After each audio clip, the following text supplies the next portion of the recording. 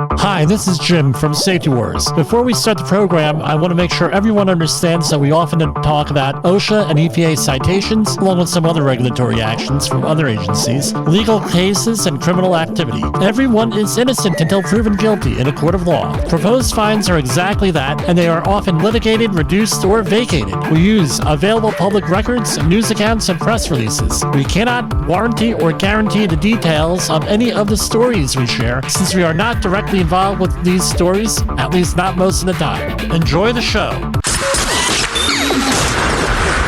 This show is brought to you by Safety FM.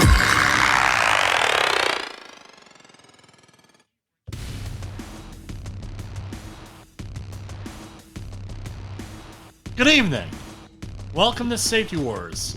We're broadcasting from the border of liberty and prosperity and the highway to the north, in beautiful Bardstown, New York, where peace reigns and hatred has no home. How you doing tonight? We're sailing right into the weekend here. So we're going to take, we're taking two on this. About 2 months ago, I did not hit record when I did this content here, this whole thing here. I did not hit record, so we're going to do it again. So, Jay Allen and a couple of other people, by the way, I was on the line with Sheldon Primus last night before my son's birthday, what am I saying? Baseball game. And, we had a nice little chat. As usual, when Jim Polzel's involved, it goes all over the place. We were talking about different things and safety in the safety world and everything else. And so tonight, what are we going to talk about? We're going to talk about presidential primaries. So just to give everybody a background, I was involved in political campaigns back in the early 2000s, presidential campaigns. Not important what candidates I supported, but what I noticed was that very few people, if any, know what the hell is going on in politics, how you get on the ballot. It's not covered in civics classes in high school. And my cousin Carl, my distant cousin Carl, from Germany, after the last presidential election, he emails me and says, Jimmy, what's going on here? I don't understand any of this. Can you please explain it to me? And after I explained it to him, he was like, oh, okay, that makes sense. I said, if you're dealing with a smaller country, direct democracy is phenomenal. Again, this is my opinion, not Safety FM's opinion. Direct democracy is great when you're directly electing candidates and majority votes wins. We have what's called an electoral college system in the United States. And every state is allocated a certain number of electors, meaning, and we'll go into how they're selected, at least in New Jersey. And I believe New York is the same way. Long story short, the states run the elections. In a lot of cases, in the primary, the political parties run the elections. So states have primaries, and they run the elections. And the election season starts officially on February 3rd, 2024, not too far away, less than a year away, with Iowa. The Iowa caucus, which is not a primary, and that a caucus is where people get together and they talk about the candidates, and they meet in the pre-designated areas.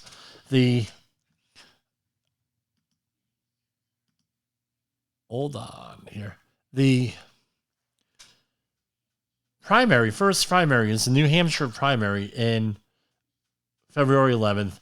However, the filing deadline, if you're a candidate, and we're going to talk about that, is sometime in the middle of November. something like November 11th. Don't quote me on this. Check it out on that. And every state has a different way of doing things. Not 50 different ways, but there are several different ways of getting on the ballot.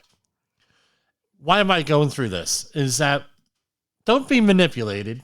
We're being manipulated every day. Don't be manipulated. Be educated. So, what does it come down to? Parties nominate their candidates at county conventions and at the conventions you see on TV for the presidential races. So, there are 3,243 counties. Not every county has a county convention, but let's assume for argument's sake and for ease of understanding, we have 3,243 counties. Now, to get on the ballot in the state, right, you have to send somebody, if you're a candidate, to every one of these counties, preferably somebody from that county, 3,243 counties. So you have every weekend, starting probably in December or November for the early primaries, they have county conventions. And those counties nominate you, and the idea is to be on the first line of whatever the ballot is. Getting some feedback here. You have to be on the first line of every ballot. So you have an R state, you have columns. Your idea is to be on the first line of that column. That means that you have the county endorsement.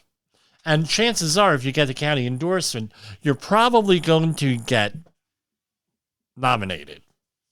All right. And again, this is a much simplified model here. So you at a minimum, what do you need? You need 3,243 counties and county conventions, 3,243 representatives to go there and plead your case.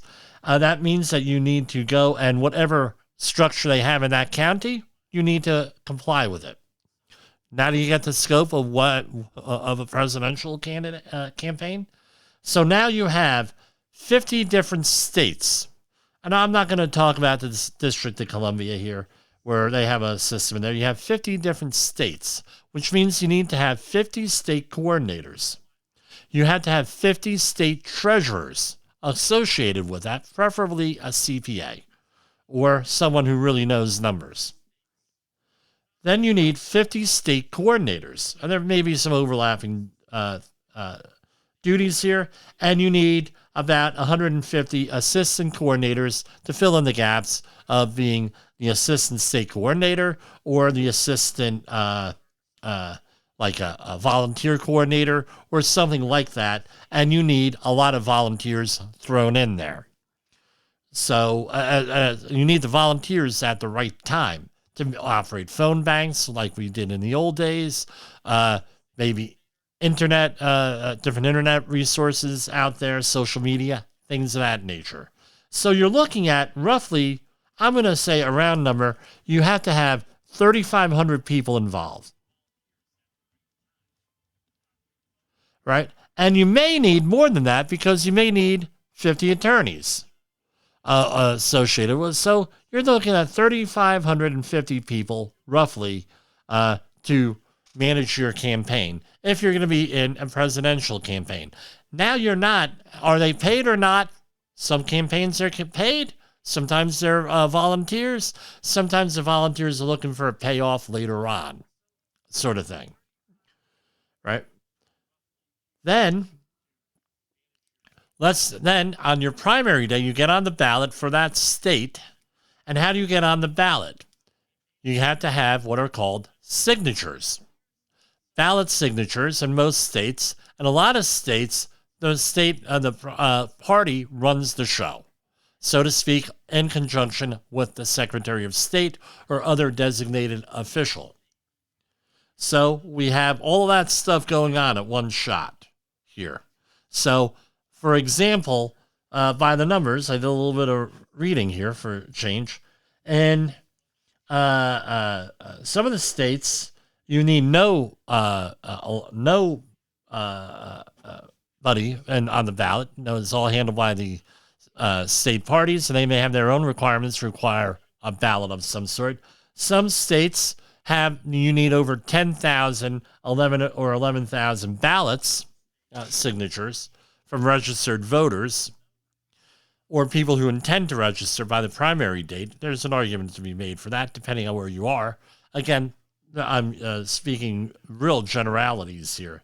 Now, these parties then, now, some of them are like 11,000. You have a certain amount of time to collect those. So you have to have your stuff together here to get nominated to get on the ballot.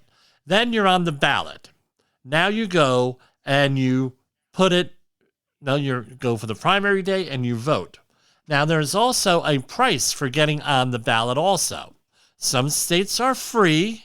Some states are up to like $20,000, like South Carolina, because they're trying to weed out a lot of different people. So as of today, right, let's say April 21st, Friday, April 21st, we have declared candidates according to the news and press reports. And remember, Biden has not declared his candidacy yet. It's expected sometime next week for President Biden. So on the Republican end, you have Trump, you have Haley, you have Ramaswamy, Hutchinson, and today Larry Elder has reportedly declared his candidacy. On the Democrat side, you have President Biden, Williamson, and Robert F. Kennedy Jr., right, the son of the assassinated nominee from 1968. And you want to talk about upheaval in the country in 1968. It's incredible out there with the rioting and everything else that was going on. So now we have our thing.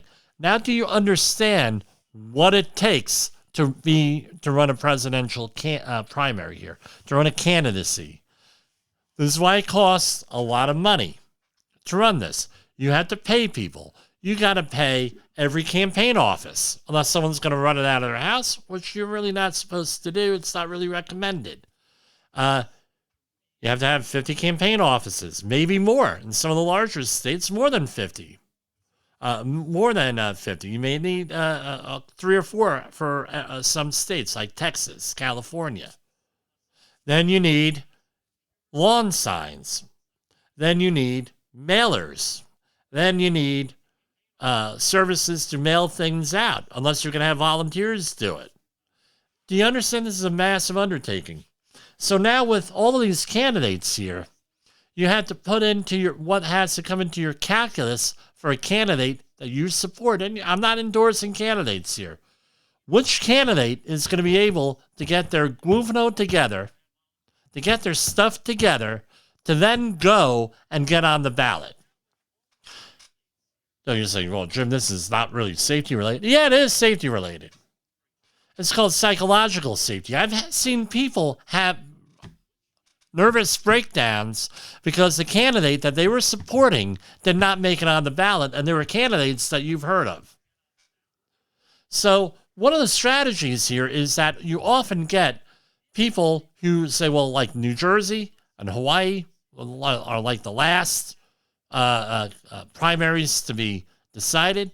So you get people who say, well, look, I'm not going to do anything to get on the New Jersey ballot because it's due sometime in April. So now I'm going to concentrate on the ones at the beginning and see how I do. And then by then it's too late. And they don't make it on the ballot. This is one of the things that is a barrier for this ballot access, is the barrier for third parties. Because since the two major political parties run this, right, now the third party cannot get in there. We had a guest on here, Murray Saverin, not too long ago. He ran as a libertarian for governor of New Jersey, and I believe it was 1997. You want to hear the negative stuff that got thrown his way in 1997? it was like, well, who the hell is this guy? Why is he here? No, he shouldn't be here on the stage. He's a third-party person. And because in 1992, you had a guy named Ross Perot, a businessman. Ross Perot got on the ballot in 1992. Basically, he was a Republican and was under the Reform Party. What ended up happening was, in 1993, once the smoke cleared and President Clinton was elected by the Electoral College, and we'll talk about that in a minute, he was able to, after he got, President Clinton would not have been elected had Ross Perot not been there and taken votes or electoral votes away from President George W. Bush. Just something to consider there. All right? So after that, the two main political parties made it much more difficult for people to get on the get on the ballot and do what we're talking about. So what's the Electoral College? So you see the electors, when you're voting for a president, you're actually voting for electors. So under the original system, and every state now is run a little bit differently. Under the original system, in 1796, I believe, was the first election, you had the popular vote, and then you had the electoral vote. And to be an elector, every state runs it a little bit differently. I have been nominated as an elector a couple of times. And so now that you're president, right, during the primary, you got those candidates on. At least in New Jersey, you have a slate of electoral candidates. So if your candidate happens to make it to the general election, and then at the general election goes and wins, now that elector goes and has the honor of usually going to the state capitol and casting the electoral vote for that person. The person who gets 270 electoral college votes wins the presidency. Now, it's a plurality here, basically. So you can have electors being just whoever gets to 270. You can have a three-way race, like in 1992 with Ross Perot, or what have you. You have all different things. And the thing is, this is what it comes down to at the convention. At the convention, based on the primary and everything else, they have like an electoral college. That's where you have the delegates casting votes for whoever the candidate is from that state. And it could be more than one candidate from that state. They could split things all different ways. Each political party runs it a different way. And this is an oversimplified way of explaining this to you. Why is it important? We're going through the biggest manipulation that you're going to see ever. Both sides. Coming up, 2024. People get excited. People get upset. People get wrapped up in things. They don't think clearly. I've heard of people going bankrupt already. And that's my message for today, because this is now becoming an issue here for the 2024 election. We'll see when we get closer. Maybe we'll have an election night coverage in 2024. I don't know if we're still here. I plan on still being here, but you never know. So that's my message, my opening message here, and we're going to go to commercial break. In the professional safety community, communication and planning are just a few keys to your program's success. The question many practitioners have is, where do I start? Dr. Jay Allen, the creator of the Safety FM platform and host of the Rated R Safety Show, has built a global foundation to help you along the way. Go to safetyfm.com and listen to some of the industry's best and most involved professionals, including Blaine Hoffman with the Safety Pro, Sam Goodman with the Hop Nerd, Sheldon Primus with the Safety Consultant, Jim Pozell with Safety Wars, Emily Elrod with Unapologetically Bold, and many others. As individuals, we can do great things, but as a team, we become amazing. Dial into safetyfm.com today and surround yourself with a powerful force of knowledge and support.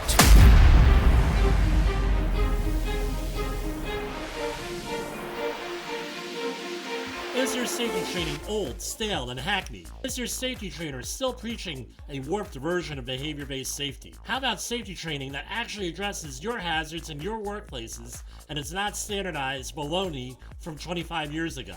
Contact the Safety Wars team at safetywars.com or call Jim Posel at 845-269-5772. Remember, if you're receiving this message, you are the solution to unsafe workplaces. OSHA recordables, catastrophic losses, environmental disasters. You want answers? So do I. This is Jim Posel with Safety Wars. That's my daddy. Right, Jessica, I'm your daddy. So now we can get on with the safety talk and everything. So I hope that was useful for you folks out there. It's a different perspective. Now, I've come to the point where I decided I really cannot discuss politics anymore with a lot of people. Once you've been in the arena, so to speak, as President Nixon said, once you've been in the arena and you see what goes on, the different stuff, and everything else that goes on here, you realize that there's a lot more than what you see on the news.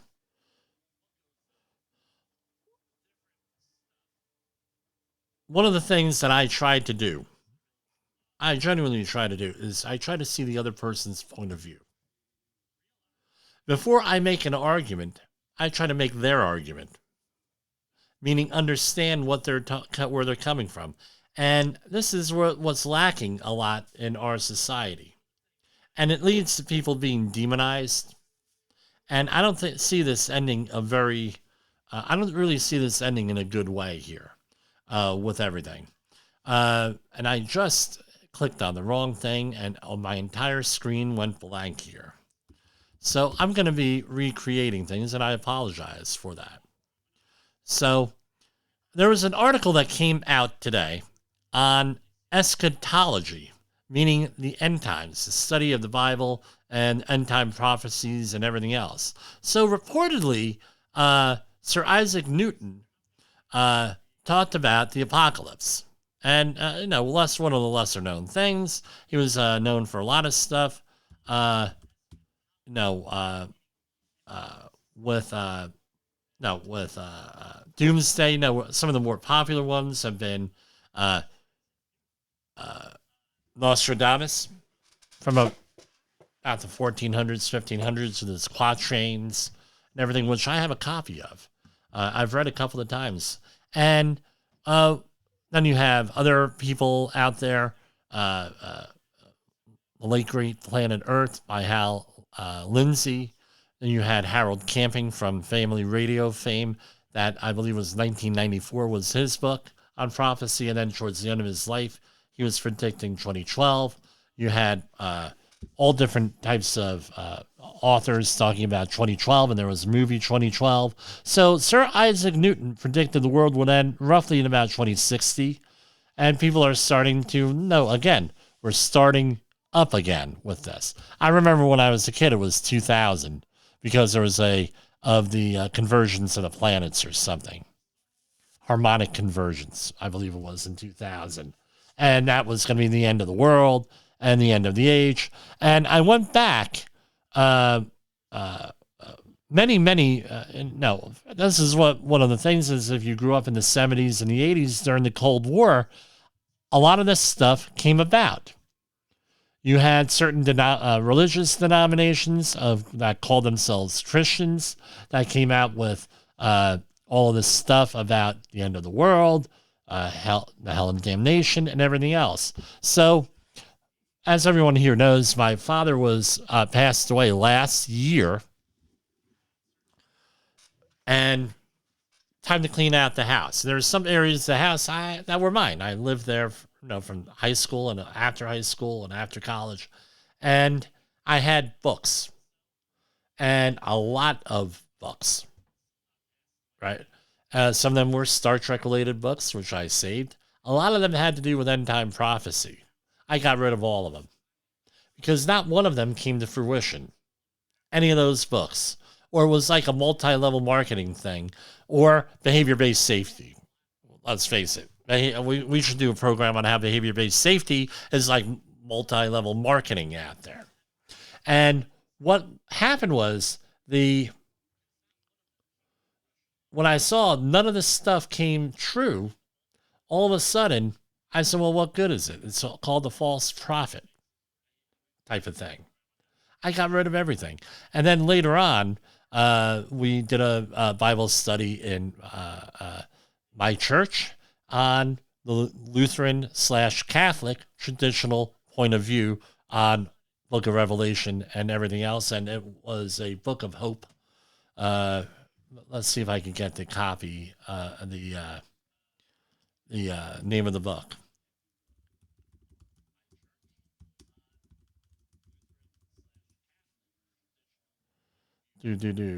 Hold on. I have it right here on my bookshelf. Give me a second. I mentioned it, and now it's going to drive me nuts the rest of the program. Hang on.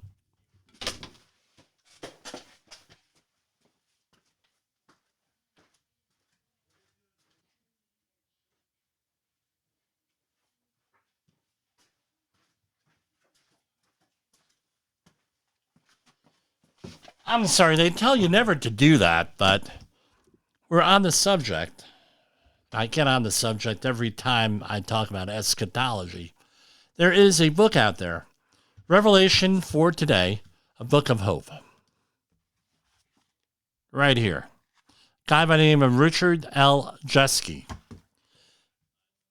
I wish I had the book. It's the way it's written, it was in response to a lot of the eschatology stuff coming out in the early 1980s, end time stuff, and then the 70s.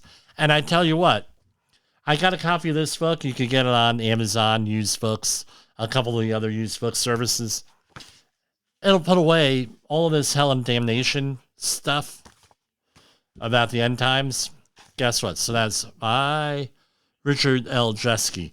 I have two copies. One copy by some miracle, I guess, was autographed by the author. The author died a number of years ago. Didn't have to pay extra. So it's all about manipulation. So what did Isaac Newton say here about end times? World was going to end in 2060, right? Legendary scientists, and this is from the Daily Star, once predicted the world would end in 2060, and people are terrified that he might be right. Many people have predicted the end of the world, from St. John the Divine in the 1st century AD to random time travelers and all different types of this. Recent surveys suggest that roughly 1 in 7 people believe the world would come to an end in their lifetime. I'm going to tell you this, and they have the original letter here from Sir Isaac Newton. This is, again, made to put you off balance and made, just like with all the other stuff we talk about here, made to control you. When you're off balance, you're easily controlled and manipulated. And that's what it comes down to. So what are we about? We're about people becoming educated and trained, not radicalized or manipulated or anything else. So here we have the Ocean News Briefs for today. U.S. Department of Labor, Brasfield and Gorey Construction to promote safety at an Alabama construction site. That they will prevent injuries during Cooper Green Mercy Health Hospital construction.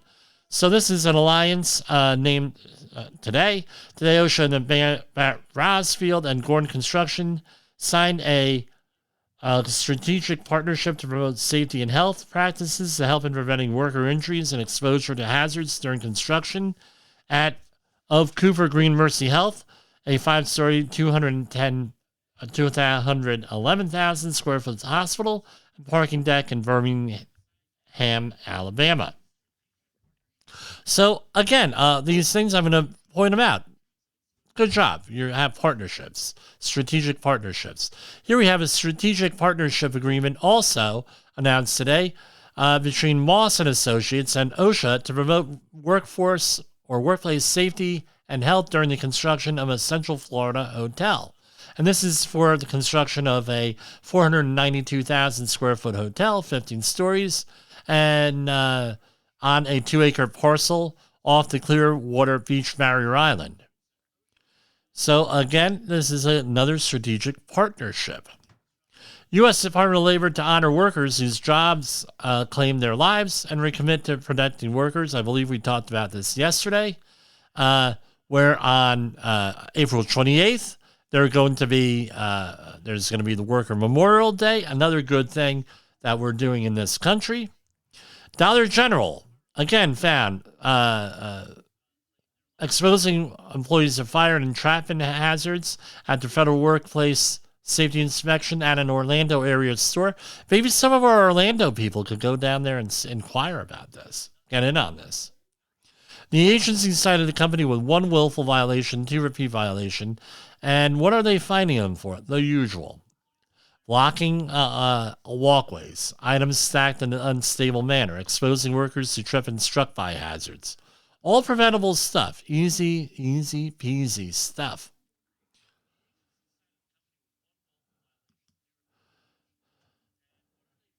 So here we have U.S. Department of Labor announces new members on the Maritime Advisory Committee on Occupational Safety and Health. There's 15 new members serving 2-year terms beginning April 13th of this month. That's why they made the announcement yesterday. They represent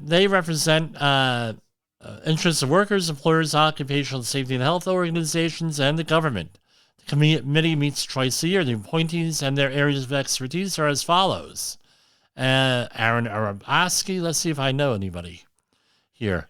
Robert Fior, I think I met him once. Michael Oathhood, these are employee organizations. Adam Wazell, employers. We have National Maritime Safety Association represented, Sound Testing Incorporated, Virginia International Terminals, personnel working there and using terminals. This is Safety and Health Professional Organizations. You have Teresa Nelson from the American Industrial Hygiene Association, Donald V. Ruffo from the Marine Chemists Association, and Lawrence Russell from NFPA. Okay, so we have a nice eclectic, and the rest are government officials on there. So, really good. We're going to do our weekly update to the East Palestine, Ohio train derailment. We were on Coast to Coast AM a couple of weeks ago. A couple of months ago now. Yes, I did spill some seltzer water on myself. Okay, so there is a welcome center at 25 North Market Street. It remains open to the public from Monday through Saturday, 8 a.m. to 8 p.m. And from Sunday from 1 to 6. This would be a good road trip. I'm dying. No, I'll send this over to my wife. Let's see what she says. I want to go to the East Palestine, Ohio train derailment for vacation. April 21st. The South Track through East Palestine is open to commercial traffic. Excavation and North Track and cleanup of the impacted soil will begin tomorrow, Saturday, April 22nd, Earth Day. Trace atmospheric gas analyzer personnel remobilized to the site on Wednesday, April 19th, to prepare for the restart of excavation work. EPA's Welcome Center will have the reduced hours on Sunday. Air monitoring continues at 23 locations around the community. Review of data supports air monitoring trends that air quality has remained below screening levels. The EPA plans to attend an air monitoring and sampling information session next week. Now check the site for details, epa.gov. And let's see what this is. The East Palestine Train Derailment Response Newsletter. Stream assessments are ongoing. So they're continuing to take some measurements. They mentioned dissolved oxygen meters that look for the level of dissolved oxygen, which gives a snapshot of water quality conditions at the moment to see if the waterway is suitable for fish and other animals. Some sediment cleaning continues in Sulphur Run. Air knifing teams are making progress on Sulphur Run. The process involves smoking a pressurized wand into the stream bank to see if there are any pockets of contamination. If contaminants are released, then they are taken up by a vacuum truck immediately downstream.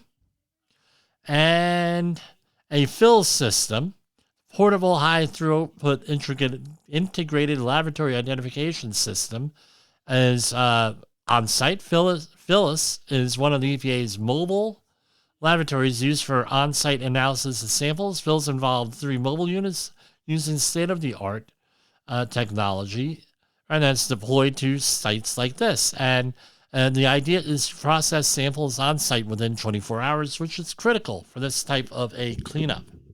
So by the numbers, as of April 14th, so this is as of last Friday, 25,396 tons of contaminated soil have been shipped. 12.2 million estimated gallons of water shipped. 407 private wells have been sampled, and 147 areas sampled for soil analysis, and 562 people can stop by the Welcome Center. So that's of the 18th here.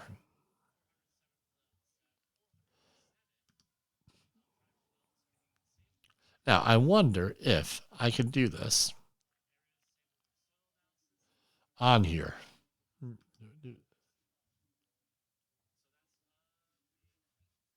Hold on. This should work.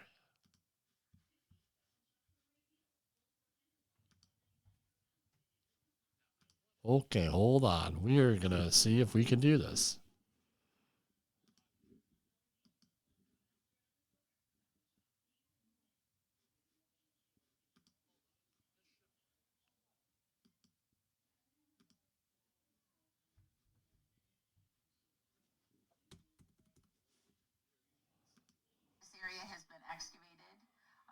Down to clean soil and been restored, and it's in the process of being restored so that the new train track can be laid.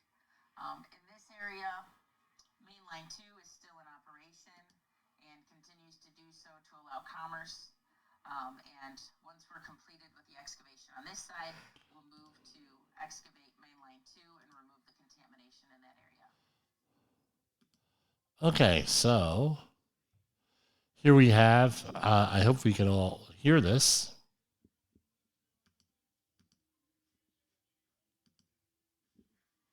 Hi, I'm Trish Edwards. I'm the current operations section chief with US EPA at the East Palestine Train Derailment.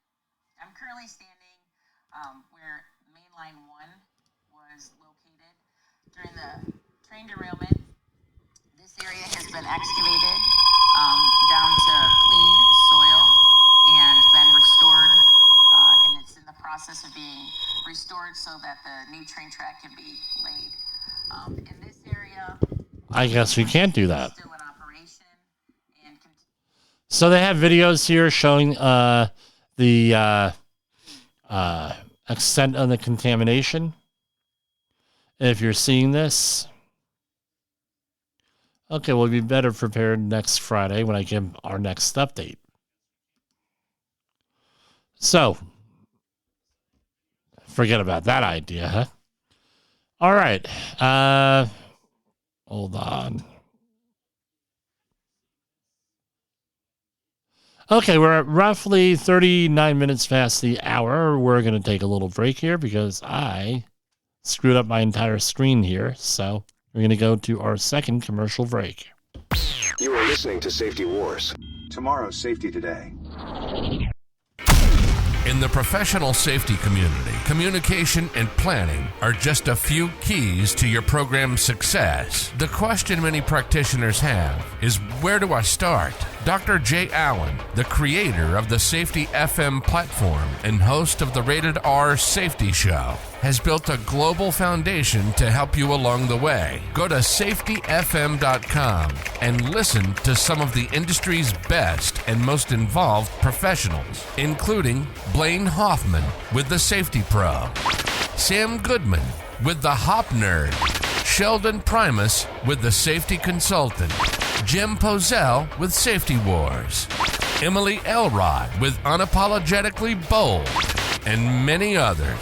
As individuals, we can do great things, but as a team, we become amazing. Dial into safetyfm.com today and surround yourself with a powerful force of knowledge and support.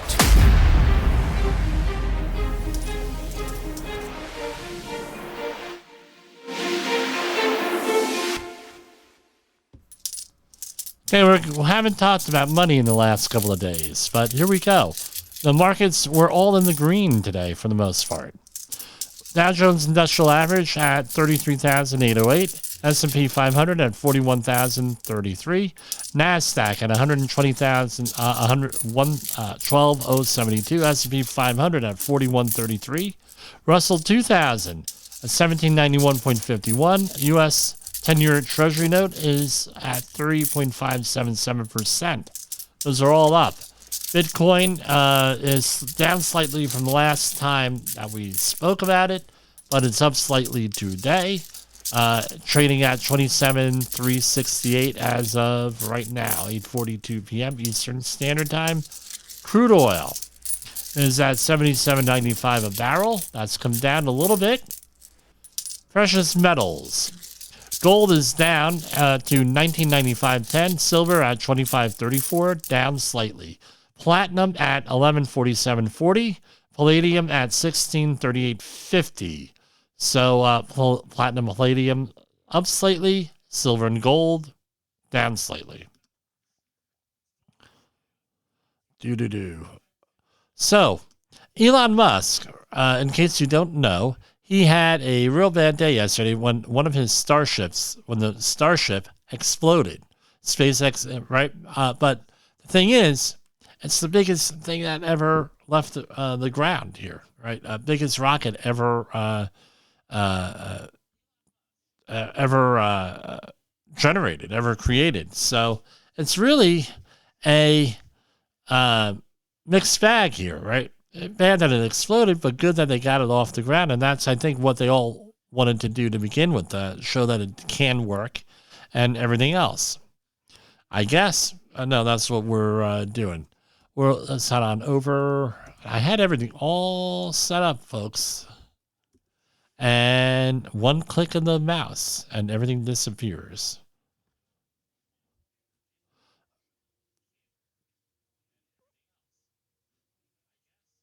Okay, this is from the Epoch Times. Complete disclosure. They're printed in like my neighborhood almost.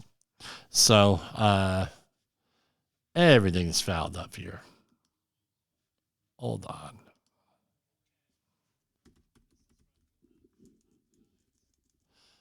And everything logged me out. Yeah, I know you're not supposed to mention any of this, but guess what? We're all human beings here. Things happen. The Epoch Times is, for us, a local newspaper. Lawmakers in Colorado House of Representatives voted early on Thursday morning to shelve a bill that prohibits people from buying and selling assault weapons in the state. The bill, HB 23-1230, was brought by Denver Democratic Representative Elizabeth Epps. The bill defined assault weapons as semi-automatic rifles that can be made to accept a detachable magazine. It has any number of additional features, including a pistol grip, a collapsible stock, flash suppressor, threaded barrel, going on and on and on.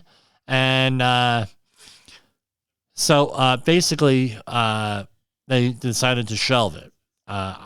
I don't know for what reason. I do know this much, that any one of these vans could be gotten around. Number one. It's not the rifles so much as the ballistics. Assault weapon ballistics are the same as non-assault weapon ballistics. That I know. Tennessee House Republicans clash with Governor Lee on gun confiscation order. Republicans in the Tennessee House of Representatives are signaling defiance of their fellow Republican Governor Bill Lee after he proposed legislation to allow law enforcement officers to temporarily seize firearms from persons if a court agrees that they pose a threat of harm to themselves or others. Tennessee policymakers have considered a number of new laws since March 27th Covenant school shooting, in which an assailant killed 3 children and 3 employees at a private Christian school in Nashville. In these days after the shooting, Lee proposed a revised state budget that included additional spending for school security and everything else. Now, come to think of it,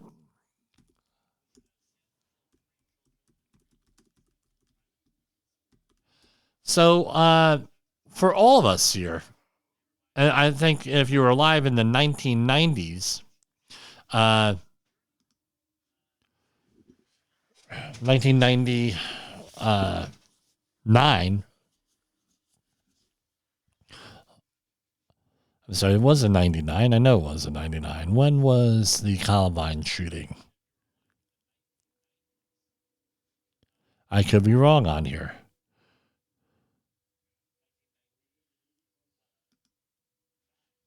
"24 days. Thursday marks a dark day in Colorado history. 12 students and a teacher at Columbine High School were killed on April 20th. Okay, I was wrong.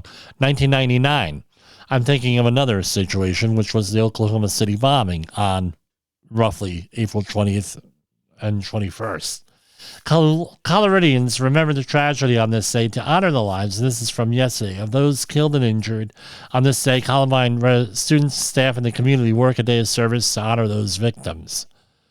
All right, so this is going back a long time. We're dealing with this here. Oklahoma City bombing was this week too. What's the anniversary for that?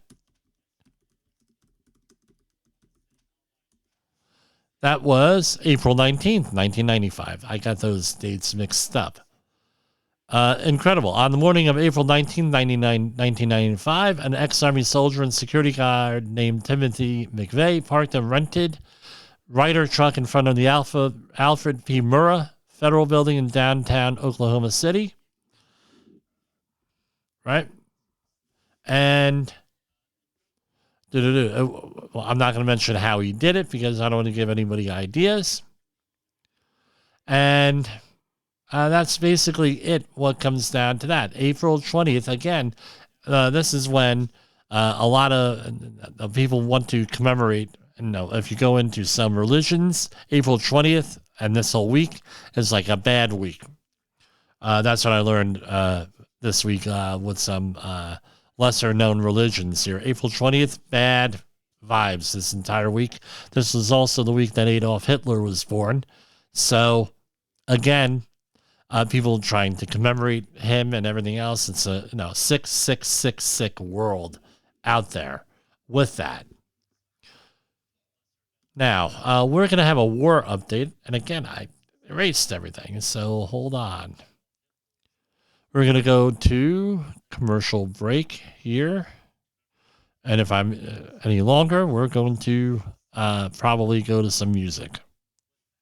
Is your safety training old, stale, and hackneyed? Is your safety trainer still preaching a warped version of behavior-based safety? How about safety training that actually addresses your hazards in your workplaces and is not standardized baloney from 25 years ago? Contact the Safety Wars team at safetywars.com or call Jim Posel at 845-269-5772. Remember, if you're receiving this message, you are the solution to unsafe workplaces. Safety Wars is streaming now. SafetyFM.com.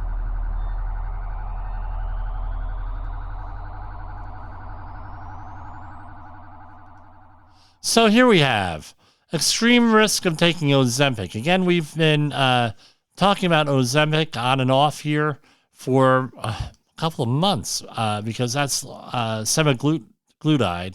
It's prescribed for diabetes, to help control diabetes, but it's also a diet drug.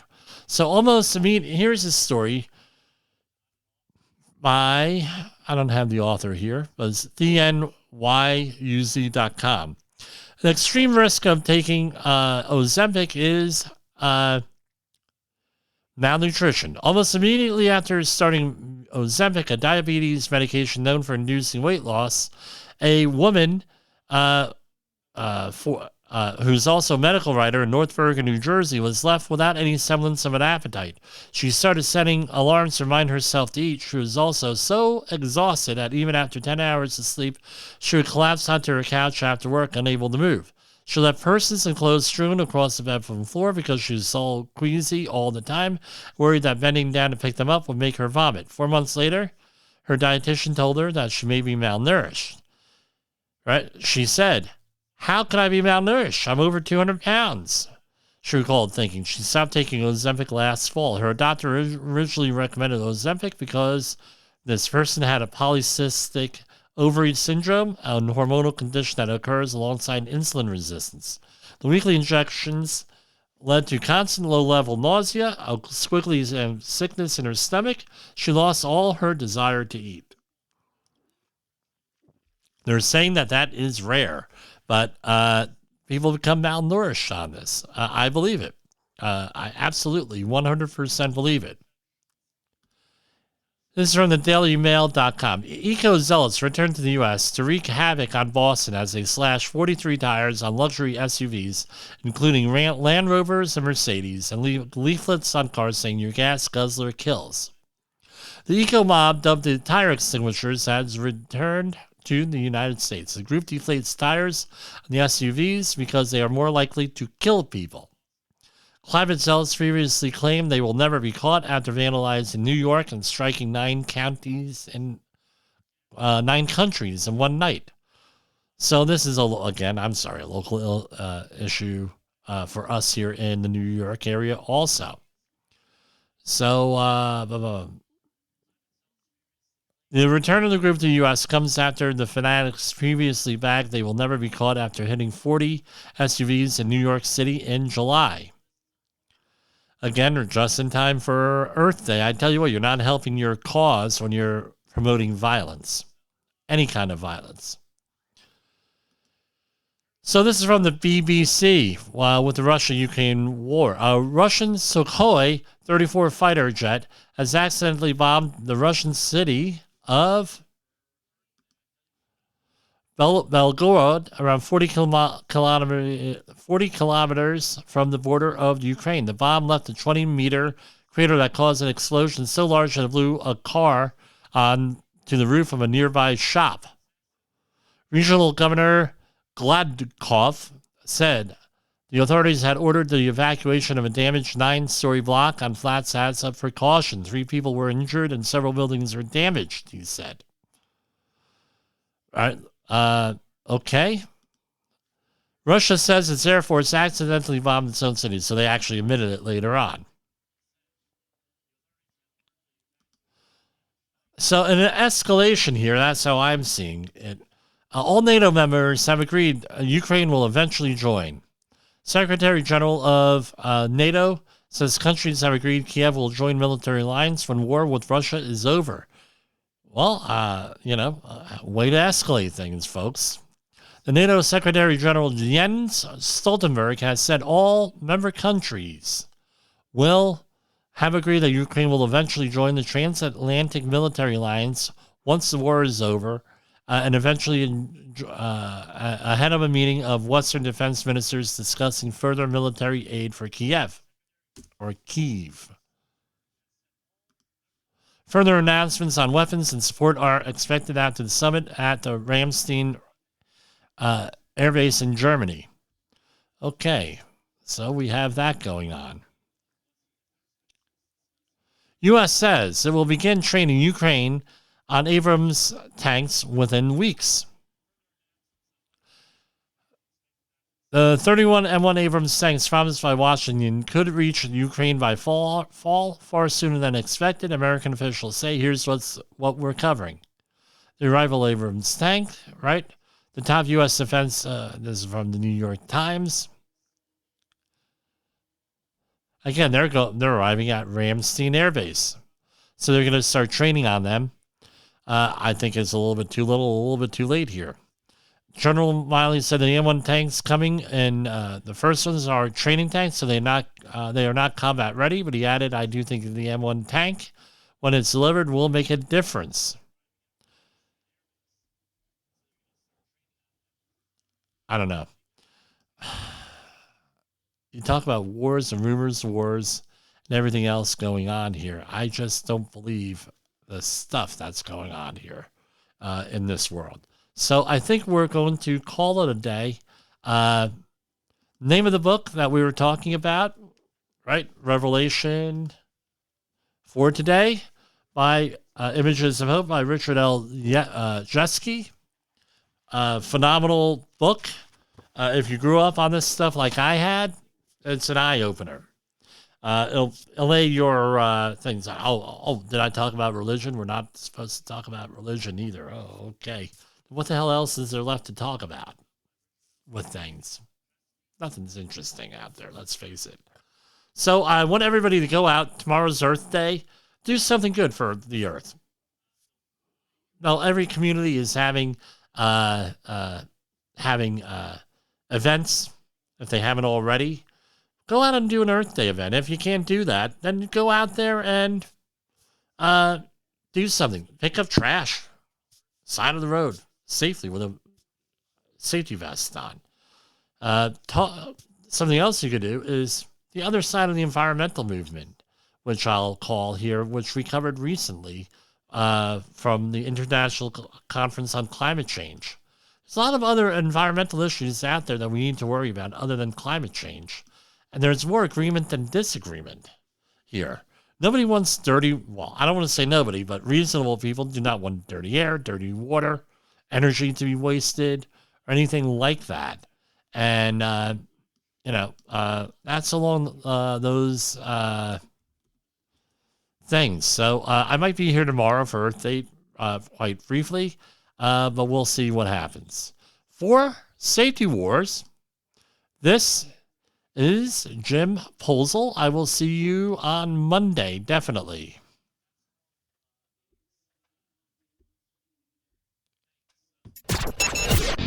The views and opinions expressed on this podcast are those of the host and its guest and do not necessarily reflect the official policy or position of the company. Examples of analysis discussed within this podcast are only examples. They should not be utilized in the real world as the only solution available, as they are based only on very limited and dated open source information. Assumptions made within this analysis are not reflective of the position of the company. No part of this podcast may be reproduced, stored in a retrieval system, or transmitted in any form or by any means, mechanical, electronic, recording, or otherwise, without prior written permission of the creator of the podcast, Jay Allen.